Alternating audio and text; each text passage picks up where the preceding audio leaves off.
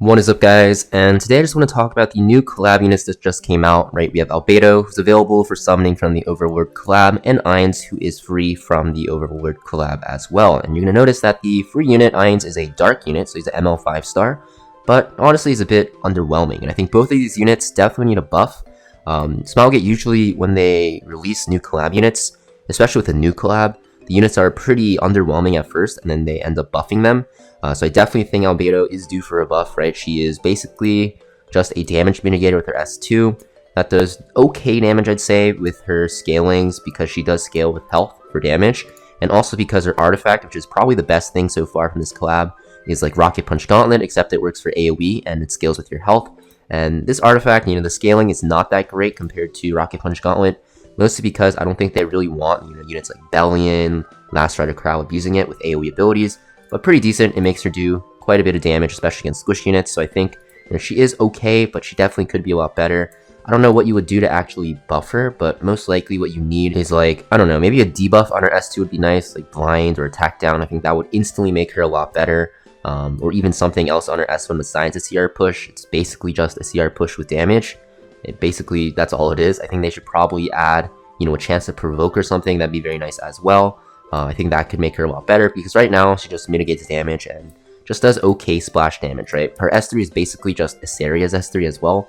It's very strong, but most of the time you're not going to be landing this because you can't really afford to build her on effectiveness, especially for PvP, because of the fact that you want to stack a lot of health on her so she does a lot of damage with her artifact, can soak more damage, and just live longer. Now with Ainz is very, very hard to build. First off, he needs effect resist, so you don't get stripped of your S2 counterattack stance.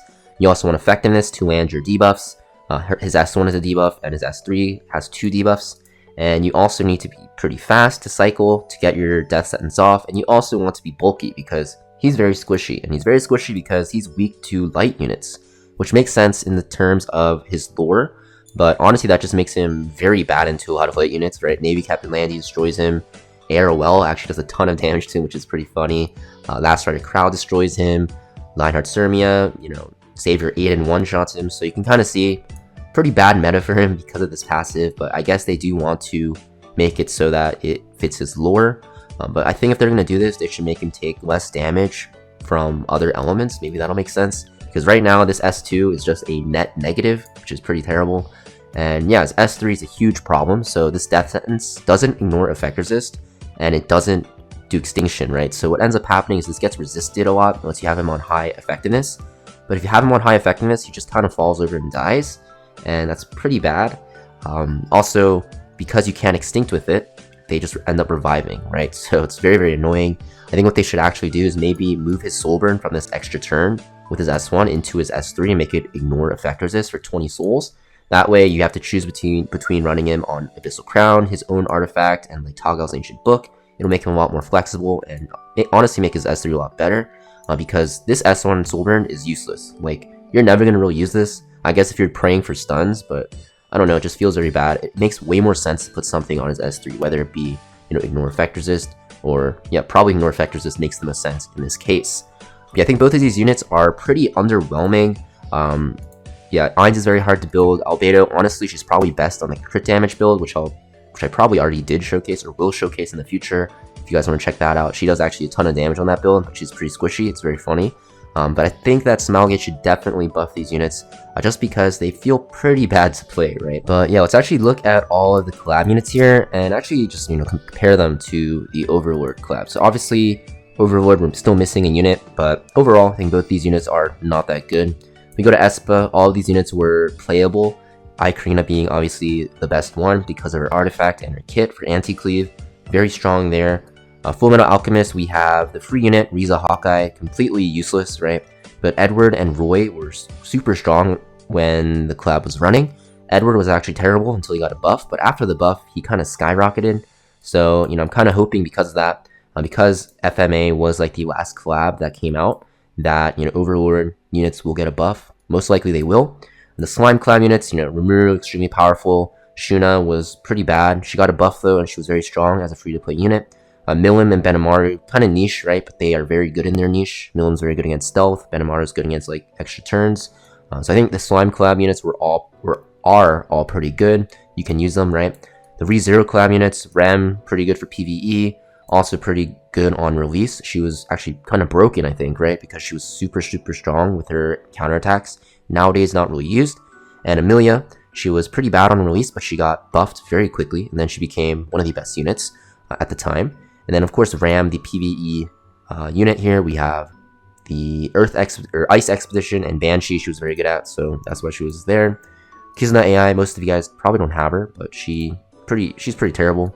And then Guilty Gear, right? The Guilty Gear collab has 5 units. Soul's the free-to-play PvE unit, and then we also have Elfelt, pretty good for cleave, or was very good for cleave at the time. Now she's mostly for PvE. Dizzy, extremely good for PvE, especially for Abyss. Baiken, she's a PvE unit, right? She's used for Banshee and stuff like that. And then Jacko, one of the best collab units because she's very good in aggression and cleave comp. So you can kind of see that pretty much every collab has 1 or 2 good units here. Guilty Gear is probably Jacko, ReZero is like Amelia and Rem.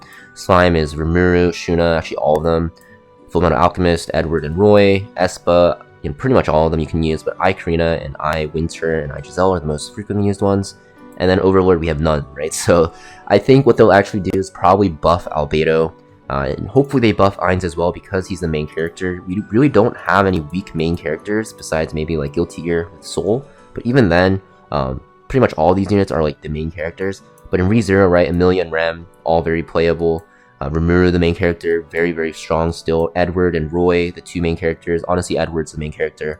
Ainz is going to be still very strong because he's good against debuffs, right? And then Espa, like I said, all very usable. But in Overlord, Ainz here, the main character, he's pretty bad. I think people are trying to make him work a lot, but it seems that he is pretty hard to use without a buff. I think they should do what I said and put Extinction and maybe Ignore Effect Resist into a Soul Burn even, and it'll make him a lot better. And hopefully Shaltir, who I think will be the best unit in this Overlord collab, will be very good. She looks very promising. She looks very annoying to deal with, kind of like a Tempest Siren of a long time ago. And hopefully she ends up being pretty strong. But yeah, let me know in the comments down below what you guys think about this collab so far. I think the units are pretty bad. I've been trying so hard to make them work. And outside of their side stories, they're not really that useful. Instead of Ainz, you're way better off using like Lethe, honestly, because she ignores effect resist. And instead of, Albedo, you can pretty much use any single knight in the game that mitigates. This defense break is nice, but, you might as well use like a Falconer Clury. Falconer Clury is pretty much just a better Albedo because she has that provoke and a full strip, right, that has a ignore effect resist. And I think if they give that to Albedo, she'll be pretty good as well, maybe if you make her S3 ignore effect resist. But not too sure what they can do. Let me know in the comments down below what you guys want to see for buffs, and I'll see you guys next video.